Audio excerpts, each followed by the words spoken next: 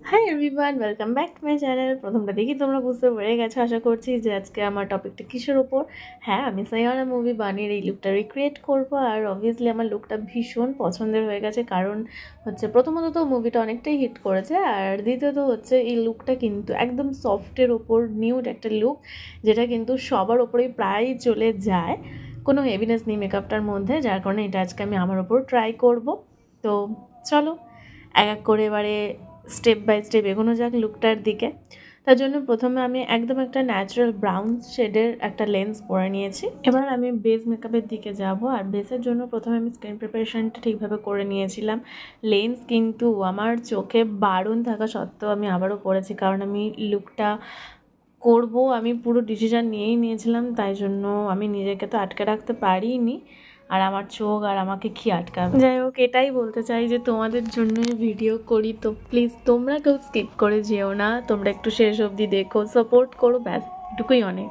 তো যাই হোক, এখানে আমার এবার বেসটা অলমোস্ট আমার হয়েই এসছে। প্রথমে আমি বেস দিয়ে দেন কনসিলিং করে নিচ্ছি, আর এখানে এই যে আমি অন্য রিলসের জন্য লিপসিং করছিলাম, তারপর ব্লাশারটা দিতে চেয়েছিলাম একদম কম, এই যে এদিকে পড়ে গেল বেশি।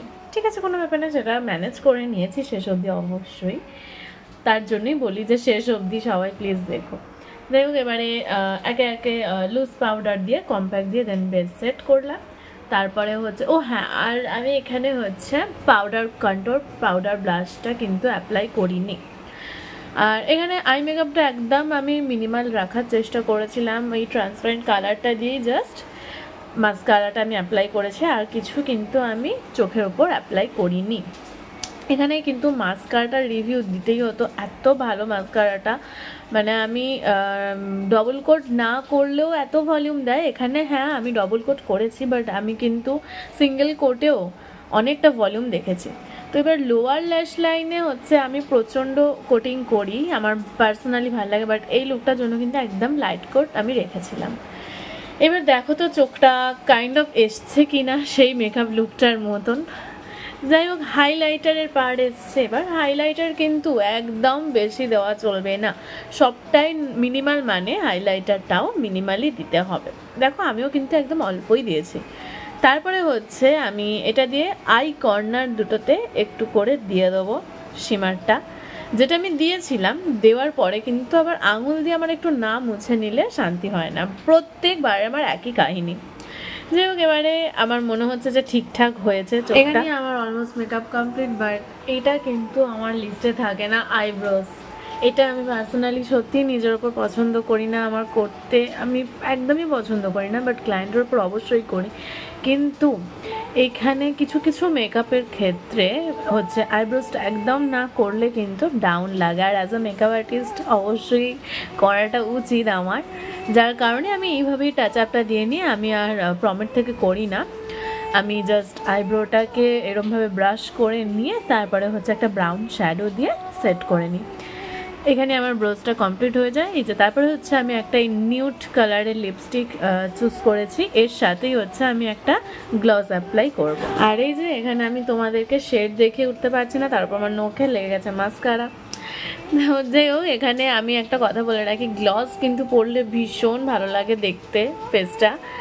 আমি খুব একটা পরি না, কারণ আমি যখন এই যে বেরোই তখন ওই আমার না চুলের সাথে গ্লস আটকে যায়, মানে ঠোঁটে, যার কারণে আমি কিন্তু ইউজ করি না। আমি এরকমভাবে বাইরে প্রচণ্ড বৃষ্টি হচ্ছে, যার কারণে কিন্তু এত আওয়াজ, তো সেটা একটু তোমরা অ্যাভয়েড করো, আমার কথাগুলো শোনো।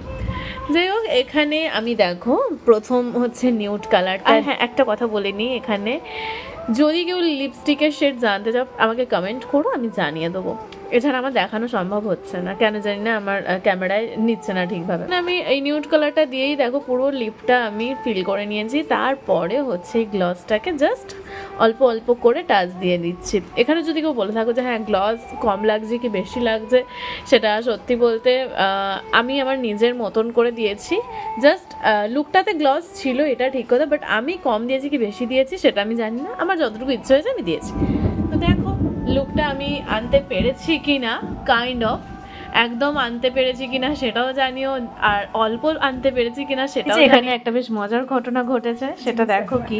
আমি এক্ষুনি দেখলাম, লক্ষ্য করলাম, আমি এই কালারের ড্রেসটা পরে আছি, এটা গ্রিন কালার। তো এতে আমার ফেসটা এতটা ব্রাইট লাগছে। এবার আমি এই লুকটার জন্য যে ড্রেসটা চুজ করেছিলাম সেটা হচ্ছে হোয়াইট কালার। তো সেটা যখন আমি গায়ে ফেলেছি তখন আমার ফেস কালারটা কেমন ডাউন হচ্ছে জাস্ট দেখো, কারণ ওটা এতটা মানে সাদা অবভিয়াসলি ব্রাইট কালার। তো সেটা দেখো, দেখতে পাচ্ছ? এটা এক্ষুনি সরিয়ে নেবো, দেখো ফেস ব্রাইট। এখান থেকেই বোঝা গেল যে কালার কতটা আমাদের লুক চেঞ্জ করে, মানে যে কোনো কালারের ড্রেসে আমাদের অন্য অন্য রকম কিন্তু লাগে। যাই হোক, এখন কিছু করার নেই, এই ড্রেসটাই পরতে হবে। দেখো আমি আস্তে আস্তে কিন্তু লুকটার দিকে এগোচ্ছি। এবারে হচ্ছে আমি ফেসটাকে বাড়িয়ে দেখছিলাম, কমিয়ে দেখছিলাম আমার ওই ব্যাপারটা আসছে কিনা, মানে যেটা আমি ড্রেসটা পরার আগে অবধি হচ্ছিলো, হ্যাঁ ওই ব্যাপারটা কিন্তু আসছে। তো যাই হোক, এবারে আমার after all makeup complete, dress complete. এবারে আমি করবো হচ্ছে হেয়ার কিন্তু এই লুকটাতে যেটা ছিল কাইন্ড অফ আউট কার্ল ছিল, সেটাই আমি মানে খুব লাইট কার্লগুলো ছিল, আমি সেরকমই করার চেষ্টা করব। তো হেয়ারটা করে দেখা হচ্ছে। আর আমার এই রুমে যেহেতু বোর্ডে লাইন একটা রিং লাইটটা এখন জ্বলছে, যার কারণে এখন রিং লাইট অফ করে আমি হচ্ছে কার্ল আমি এখন ইউজ করব। আর এই যে আমি তার জন্য একটু বিনুনি করে রেখেছিলাম যাতে হেয়ারটা কার্ল লাগে, বাট খুব একটা লাগেনি, আমাকে কিন্তু ভালো করেই কার্ল করতে হয়েছিল। এগুলি এখন খুলে নিচ্ছি। এই যে পুরো খোলা হয়ে গেছে, দেখো খোলার পরে কিন্তু খানিকটা এরম দেখতে লাগছে, যেটা কিন্তু একদমই যাবে না লুকটার সাথে। পুরোটাই ম্যাক্সিমাম স্ট্রেট, জাস্ট নিচের দিকটা একটু কার্ল। এবার বলো লুকটা কেমন লাগছে, কি আনতে পেরেছি তো একটু হলেও? আর এই যে এখানে হচ্ছে আমার এই বানির মতো আমি এক্সপ্রেশন দিতে চেয়েছিলাম, যেটা আমি নিজেই নিতে পারিনি। আর এই টিয়ার্সগুলো কিন্তু অবশ্যই ফেক, এটা আমার নিজের থেকে কোনো টিয়ার্স বেরোয়নি, ঠিক আছে? আমার মনে দুঃখ কষ্ট নেই, খুব আম জিন্দিগি কাটাচ্ছি আমি। যাই হোক, এখানে দেখো আমি, তোমরা যদি ফেক টিয়ার্সের বিহাইন্ড দ্য সিনস দেখতে চাও, আমি কিন্তু সেই ভিডিও খুব তাড়াতাড়ি আনবো। আর এখানে দেখো আমি একটু স্মাইল দিয়ে করে নিচ্ছিলাম কিছু ভিডিও, কারণ এরপর আমাকে কাঁদতেই হতো, ফেক টিয়ার্স দিয়ে কাঁদতে হতো, যার কারণে আমি একটু এরকমভাবে এক্সপ্রেশন দিয়ে করে নিয়ে তারপরেই দেখো কত আমি কান্নার শ্যুট করেছি, কত কান্নার রিলস করেছি, তোমাদের তার মধ্যে আমি একটু দেখিয়ে দিই, চলো যেমন শেয়ার করো। আর নেক্সট ভিডিও আবার আসতে চলেছে, অবশ্যই নেক্সট ভিডিও কিন্তু আমি আরও একটা লুক ক্রিয়েট করেছি এই মুভিটি, সেটা তোমার সাথে শেয়ার করবো। আর এই ভিডিওতে কিন্তু অ্যাড করলে অনেক লেন্দি হয়ে যেত, অলমোস্ট অনেক লেন্দি হয়ে গেছে, সবাই প্লিজ শেষ অবধি দেখো। সবাই ভালো দেখো, টাটা।